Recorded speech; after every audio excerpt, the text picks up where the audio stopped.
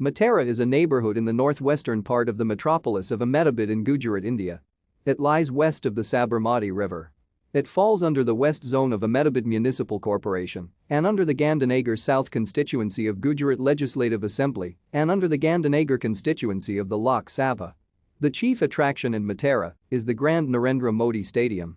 This stadium is the venue for the international cricket matches held in Ahmedabad. Recently, stadium is demolished and a new stadium is under construction. It was earlier a part of the Gandhinagar district. January 2008 onwards, it is in the limits of Ahmedabad Municipal Corporation in the Daskroi Taluka.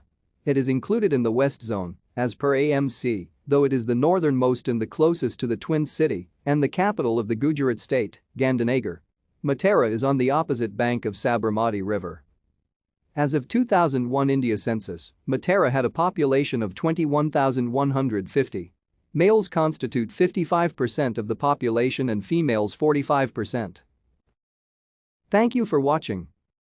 Like and subscribe if you would like to view more of our videos. Have a nice day.